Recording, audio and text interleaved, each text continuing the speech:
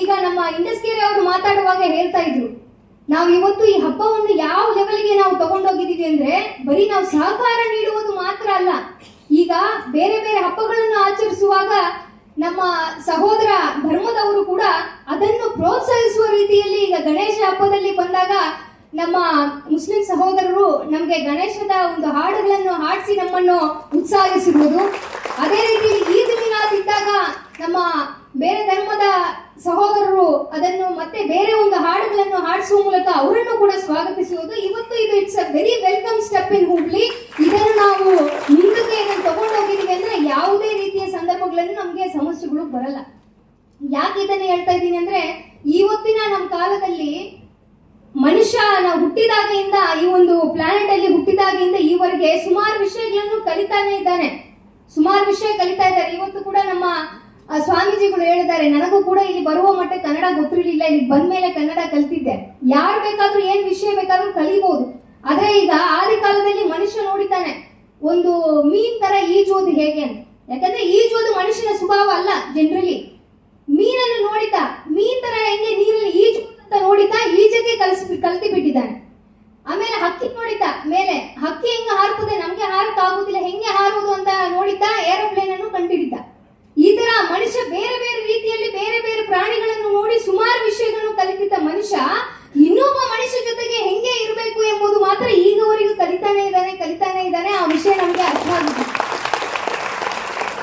ಅದನ್ನು ಅರ್ಥ ಮಾಡಿದರೆ ಮಾತ್ರ ನಾವು ಶಾಂತಿಯುತವಾಗಿ ನಾವು ಇರಕ್ಕೆ ಸಾಧ್ಯ ಎಂಬುದನ್ನೇ ಇವತ್ತು ಸರ್ವ ಧರ್ಮದ ಗುರುಗಳು ನಮಗೆ ಹೇಳಿಕೊಟ್ಟಿದ್ದಾರೆ. ಇದನ್ನು ನಾವು ಈ ಮಾತುಗಳನ್ನು ಯಾವಾಗಲೂ ನೆನಪಲ್ಲಿ ಇಟ್ಕೋಬೇಕು.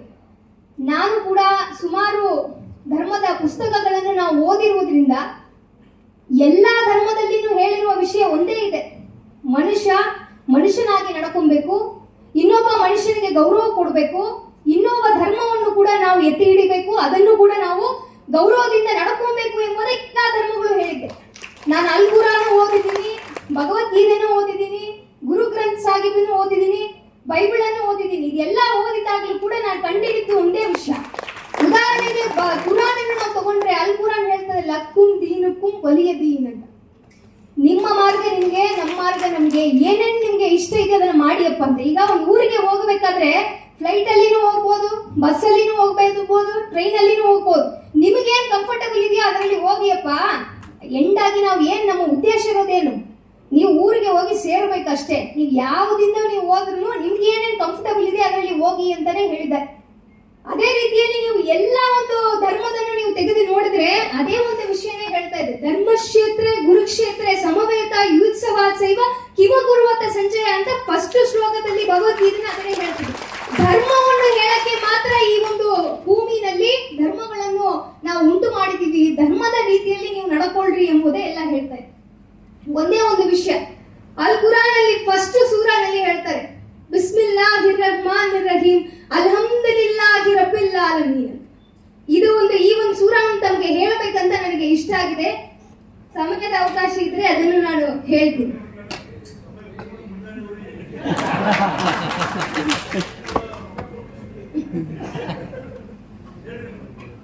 ಹೌದು ಬಿಲ್ಲಾಹಿ ಮಿನಶ್ ಶೈತಾನಿರ್ ರಜೀಮ್ ಬಿಸ್ಮಿಲ್ಲಾಹಿರ್ ರಹ್ಮಾನಿರ್ ರಹೀಮ್ ಅಲ್ಹಮ್ದುಲಿಲ್ಲಾಹಿ ರಬ್ಬಿಲ್ ಆಲಮೀನ್ ಅರ್ರಹ್ಮಾನಿರ್ ರಹೀಮ್ ಮಾಲಿಕಿ ಯೌಮಿದ್ದೀನ್ ಇಯ್ಯಾಕ ನಅಬುದು ವ ಇಯ್ಯಾಕ ನಸ್ತഈನ್ ಇಹ್ದಿನಸ್ ಸಿರಾತಲ್ ಮುಸ್ತಕೀಮ್ ಸಿರಾತಲ್ ಲದೀನ ಅನ್ಅಮ್ತ ಅಲೈಹಿಂ ಗೈರಿಲ್ ಮಗ್ಲೂಬಿ ಅಲೈಹಿಂ ವಲಲ್ಲಾಲಿನ್ ಆಮೀನ್.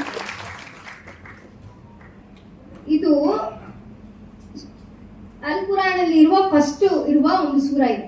ಇದರಲ್ಲಿ ಹೇಳೋದಷ್ಟೇ, ಎಲ್ಲ ನಾವು ಯಾರಿಗೆ ಈ ಒಂದು ವಿಶ್ವದಲ್ಲಿ ಈ ಭೂಮಿನಲ್ಲಿ ಯಾರಿಗೋಸ್ಕರ ನಾವು ಇದೀವಿ ಅಂದ್ರೆ ದೇವರಿಗೋಸ್ಕರ. ಎಲ್ಲ ಆಲ್ ಪ್ರೈಸಸ್ ಫಾರ್ ಲಾರ್ಡ್ ಅಲ್ಲ ಅಂತ ಹೇಳ್ತಾ ಇದೆ.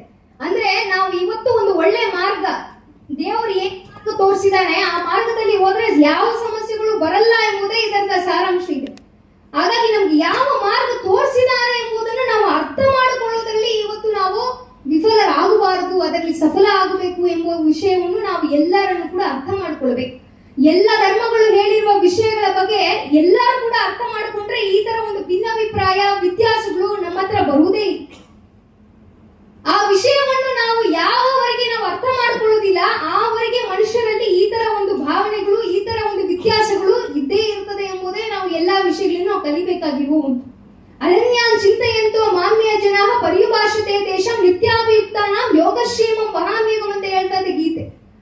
ಸೊ ಒಂದು ಜೀವನದಲ್ಲಿ ಈ ಒಂದು ವಿಶ್ವ ಚೆನ್ನಾಗಿರ್ಬೇಕಾದ್ರೆ ಮನುಷ್ಯನೇ ನೀವು ದೇವರನ್ನು ಸರಿಯಾಗಿ ಅರ್ಥ ಮಾಡ್ಕೊಳ್ರಿ ಅಂತಾನೆ ಭಗವದ್ಗೀತೆಯಲ್ಲಿ ಹೇಳ್ತಾ ಇದ್ರಿ. ಸರಿಯಾಗಿ ಅರ್ಥ ಮಾಡ್ಕೊಳ್ಳೋದಂದ್ರೆ ಏನರ್ಥ? ಒಂದೇ ಒಂದು ಕತೆ ಹೇಳಿ ನನ್ನ ಮಾತನ್ನು ಮುಗಿಸ್ತೀನಿ. ಯಾಕಂದ್ರೆ ಈ ವೇದಿಕೆ ಅದು ಸೂಕ್ತ ಇದೆ, ಮತ್ತೆ ಈ ವಿಷಯ ಎಲ್ಲರಿಗೂ ಕೂಡ ಹೇಳಬೇಕಂತ ಒಂದು ಇಷ್ಟದಿಂದ ನಾನು ಹೇಳ್ತಾ ಇದ್ದೀನಿ. ಒಂದು ದೇವಸ್ಥಾನದಲ್ಲಿ ಒಂದು ಪಾರಿವಾಳ ಒಂದು ಗೂಡನ್ನು ಮಾಡಿತ್ತು. ಗೂಡನ್ನು ಮಾಡಿದ ಮೇಲೆ ಅದರಲ್ಲಿ ಮರಿ ಎಲ್ಲ ಕೂಡ ಹಾಕಿ ಇತ್ತು. ಆ ದೇವಸ್ಥಾನದಲ್ಲಿ ಒಂದು ದಿವಸ ಏನಾಯ್ತು, ಒಂದು ಸುಮಾರು ದಿವಸ ಅದು ಅಲ್ಲೇ ವಾಸ ಮಾಡ್ತಾ ಇದೆ, ಎಲ್ಲ ಒಂದು ಮೂಲೆಯಲ್ಲಿ ಇದೆ ಗೋಪುರದ ಹತ್ರ. ಅಲ್ಲಿ ಅವರು ಊರವರೆಲ್ಲ ಸೇರಿ ಒಂದು ಕುಂಭಾಭಿಷೇಕ ಮಾಡಬೇಕು ಅಂತ ಹೇಳಿದಾಗ ಇದು ಆ ಮರಿಗಳ ಕಿವಿನಲ್ಲಿ ಬಿದ್ದು ಆ ತಾಯಿ ಹತ್ರ ಹೋಗಿ ಹೇಳ್ತಾ ಇದೆ, ಅಮ್ಮ ಅಮ್ಮ ಈ ತರ ನಮ್ಮ ದೇವಸ್ಥಾನದಲ್ಲಿ ಯಾವುದೋ ಕುಂಭಾಭಿಷೇಕ ಮಾಡ್ತಾರಂತೆ, ಇದೆಲ್ಲ ತೆಗಿತಾರೆ, ನಾವು ಎಲ್ಲಿಗೆ ಹೋಗೋದು, ನಮ್ ಗೂಡೆಲ್ಲ ಹಾಳಾಗ್ತದೆ ಅಂತ ಹೇಳಿದಾಗ ಆಯ್ತು ಬಾ ನಾವು ನೋಡೋಣ ಅಂತ ಹೇಳ್ಬಿಟ್ಟು ಅದು ಬೇರೆ ಕಡೆ ತಿರುಗಾಡ್ತಾ ಇದ್ದಾಗ ಒಂದು ಮಸೀದಿ ಸಿಕ್ಕಿದೆ. ಆ ಮಸೀದಿ ಮೇಲೆ ಹೋಗಿ ಬನ್ನಿ ಇಲ್ಲಿಗೆ ಬಂದು ಗೂಡು ಹಾಕೋಣ ಅಂತ ಮಸೀದಿಗೆ ಬಂದು ಗೂಡು ಹಾಕಿ ಅಲ್ಲಿ ಸ್ವಲ್ಪ ದಿವಸ ಇತ್ತು. ಅಲ್ಲಿ ಒಂದು ಹಬ್ಬ ಬಂತು, ಅಲ್ಲಿ ಜಮಾತ್ನವರೆಲ್ಲ ಹೇಳಿ ನಾವು ಏನೋ ಒಂದು ರೆನೋವೇಷನ್ ಮಾಡೋಣ ಬನ್ನಿ ಅಂತ ರೆನೋವೇಷನ್ ಮಾಡಬೇಕಂತ ಶುರು ಮಾಡಿದ್ವಿ. ಮತ್ತೆ ಆ ಒಂದು ಪಾರಿವಾಳ ಏನ್ ಹೇಳ್ತು, ಆಯ್ತು ಈಗ ನಮ್ಗೆ ಇಲ್ಲಿ ಇರೋಕೆ ಸಾಧ್ಯ ಇಲ್ಲ, ಬೇರೆ ಕಡೆ ಹೋಗ್ಬೇಕು ಅಂತ ಆಯ್ತು ಅಂತ ಒಂದು ಪಾರಿವಾಳ ಎಲ್ಲ ಕಡೆ ಸುತ್ತಾಡಿದ ಮೇಲೆ ಒಂದು ಚರ್ಚ್ ಸಿಕ್ಕಿತ್ತು. ಸೊ ಆ ಮಸೀದಿಯಿಂದ ತೆಗೆದು ಚರ್ಚಲ್ಲಿ ಬಂದು ಮತ್ತೆ ಒಂದು ಗೂಡು ಹಾಕಿತ್ತು. ಅಲ್ಲಿನೂ ಸ್ವಲ್ಪ ದಿವಸ ವಾಸ ಇತ್ತು. ಅಲ್ಲಿ ಕ್ರಿಸ್ಮಸ್ ನ್ಯೂ ಇಯರ್ ಬಂದು ಇವರು ಕೂಡ ವೈಟ್ ವಾಶ್ ಮಾಡ್ಬೇಕಂತ ಶುರು ಮಾಡಿದ್ರು. ಆಯ್ತಪ್ಪ ಇಲ್ಲಿಂದ ನಾವು ಮಾಡಕ್ ಆಗಲ್ಲ ಅಂತ ತಿರುಗಾಡಿದಾಗ ಮತ್ತೆ ಆ ದೇವಸ್ಥಾನ ಸರಿ ಹೋಯ್ತು, ಅಲ್ಲಿ ಕುಂಭಾಭಿಷೇಕ ಎಲ್ಲ ಮುಗಿದು ಸೆಟಲ್ ಆಗಿತ್ತು, ಬನ್ನಿ ಮತ್ತೆ ಇಲ್ಲಿಗೆ ನಾವು ಗೂಡು ಹಾಕೋಣ ಅಂತ ಹಾಕಿ. ಈ ಮಧ್ಯೆ ಏನಾಯ್ತು, 2-3 ಕಡೆ ಜಗಳ ಆಗಿ ಜನ ಒಬ್ರಿಗೊಬ್ರು ಜಗಳ ಆಡ್ಕೊಂಡು ಹಲ್ಲೆ ಮಾಡಿಕೊಂಡು ಕೆಳಗಡೆ ಇದ್ದಾರೆ.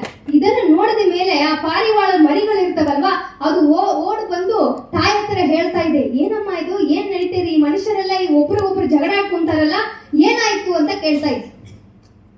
ಆವಾಗ ಆ ಒಂದು ಪಾರಿವಾಳ ಹೇಳಿತು ತಾಯಿ, ಅದೇನಿಲ್ಲ, ಅವ್ರು ಏನೋ ಧರ್ಮದ ಹೆಸರಲ್ಲಿ ಇವರೆಲ್ಲ ಜಗಳ ಆಡ್ಕೊಂತಾರೆ, ಇವ್ರು ಹೆಂಗೆ ಯಾವಾಗ್ಲೂ ಮಾಡ್ತಾರೆ ಅಂತ. ಆ ಮರಿಗಳಿಗೆ ಅದು ಅರ್ಥ ಆಗಿಲ್ಲ ಧರ್ಮ ಎಂದ್ರೆ ಏನು ಅಂತ. ಎಕ್ಸ್ಪ್ಲೈನ್ ಮಾಡಕ್ಕೋಸ್ಕರ ಆ ಪಾರಿವಾಳ ಮರಿಗಳಿಗೆ ಹೇಳ್ತಾ ಇದೆ, ಧರ್ಮ ಅಂದ್ರೆ ಏನಿಲ್ಲ, ನಾವೀಗ ಮಸೀದಿನಲ್ಲಿ ಸ್ವಲ್ಪ ದಿವಸ ಇದ್ದೀವಿ, ಚರ್ಚಲ್ಲಿ ಇದ್ದೀವಿ, ದೇವಸ್ಥಾನ ಇದೆಲ್ಲ ನೋಡಿದಿರಲ್ಲ, ಚರ್ಚಿಗೆ ಬರುವವರೆಲ್ಲ ಕ್ರಿಶ್ಚಿಯನ್ಸ್ ಅಂತ ಕರೀತಾರೆ, ಮಸೀದಿಗೆ ಬರುವವರೆಲ್ಲ ಮುಸ್ಲಿಮ್ಸ್ ಅಂತ ಕರೀತಾರೆ, ದೇವಸ್ಥಾನಕ್ಕೆ ಹೋಗೋರೆಲ್ಲ ಹಿಂದೂಸ್ ಅಂತ ಕರೀತಾರೆ ಅಷ್ಟೇ ಅಂತ. ಅದೇ ಧರ್ಮ ಅಂತ ಹೇಳಿ. ಈ ಮರಿಗೆ ಒಂದು ಡೌಟ್ ಬಂತು, ಅಮ್ಮ ಸರಿ ಆಯ್ತು, ನಾವು ಕೂಡ ಸ್ವಲ್ಪ ದಿವಸ ಮಸೀದಿನಲ್ಲೇ ಇದ್ದೀವಿ, ನಾವು ಆವಾಗ್ಲೂ ಪಾರಿವಾಳನೆ, ಸ್ವಲ್ಪ ದಿವಸ ಅಲ್ಲಿಂದ ಹೋಗಿ ನಾವು ದೇವಸ್ಥಾನದಲ್ಲಿ ಇದ್ದೀವಿ, ದೇವಸ್ಥಾನದಲ್ಲಿ ಗೂಡು ಹಾಕಿದಾಗಲೂ ನಮಗೆ ಪಾರಿವಾಳ ಅಂದರೆ ಜನ ಕರೀತಾರೆ, ಆಮೇಲೆ ಅಲ್ಲಿಂದ ಹೋಗಿ ನಾವು ಚರ್ಚಿಗೆ ಹೋದಿವಿ, ಆವಾಗ್ಲೂ ನಾವು ಪಾರಿವಾಳ ಅಂತಾನೆ ಇದ್ದೀವಿ, ಮನುಷ್ಯ ಮಾತ್ರ ಯಾಕಮ್ಮ ಒಂದೊಂದು ಕಡೆ ಒಂದೊಂದು ಹೆಸರಲ್ಲಿ ತಿರುಗಾಡ್ತಾ ಇದ್ದಾರೆ, ಏನಿದು ನ್ಯಾಯ ಅಂತ ಕೇಳಿ.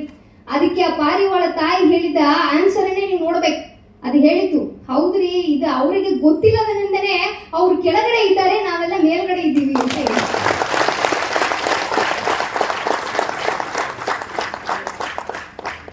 ಈಗ ಈ ತರ ನಾವು ಎಲ್ಲಾ ವಿಷಯಗಳು ಗೊತ್ತು, ನಮ್ಮ ಪಿರಮಿಡ್ ಅಲ್ಲಿನೇ ಹೆಚ್ಚು ಪಿರಮಿಡ್ ಅಲ್ಲಿ ಮನುಷ್ಯ ಇದ್ದಾನೆ, ಎಲ್ಲವನ್ನು ಕೂಡ ಅವನು ಕಟ್ಟೆ ಆಳ್ವಿಕೆ ಮಾಡ್ತಾನೆ, ಇದೆಲ್ಲ ಮಾಡಿದ್ರು ಸಹ ಇವತ್ತು ಒಂದು ಸಣ್ಣ ಪುಟ್ಟ ವಿಷಯಗಳನ್ನು ಹಿಡ್ಕೊಂಡು ಅಂತ ಧರ್ಮ ಹೇಳುವ ವಿಷಯಗಳನ್ನು ನಾವು ಸರಿಯಾಗಿ ಅರ್ಥ ಮಾಡಿಕೊಳ್ಳದೆ ಅದನ್ನು ಇಟ್ಕೊಂಡು ನಾವು ಜಗಾಡ್ತಿರುವುದು ಎಷ್ಟು ಮಟ್ಟಕ್ಕೆ ಸರಿ ಎಂಬುದನ್ನು ಒಬ್ಬೊಬ್ಬರು ಕೂಡ ನಾವು ಚಿಂತನೆ ಮಾಡಿದೀವಿ ಅಂದ್ರೆ ಇವತ್ತು ಇಡೀ ನಮ್ಮ ದೇಶನೇ ಇಡೀ ವಿಶ್ವನೇ ಕೂಡ ಶಾಂತಿಯ ತೋಟವಾಗಿ ಆಗುವುದು ಏನು ಕಷ್ಟವಾದ ವಿಷಯ ಅಲ್ಲ. ಸೊ ಇದನ್ನು ಮಾಡಕ್ಕೆ ನಾವು ಎಲ್ಲಾ ರೀತಿಯ ಪ್ರಯತ್ನ ಮಾಡಿ ಸರ್ವಧರ್ಮ ಗುರುಗಳ ಅವರ ಒಂದು ಮಾರ್ಗದರ್ಶನದಿಂದ ಸಹಕಾರದಿಂದ ಇವತ್ತು ಹುಬ್ಬಳ್ಳಿ ಧಾರವಾಡಲ್ಲಿ ಅಚ್ಚುಕಟ್ಟಾಗಿ ಒಂದು ಹಬ್ಬಗಳನ್ನು ನಾವು ನಿರ್ವಹಿಸ್ತೀವಿ.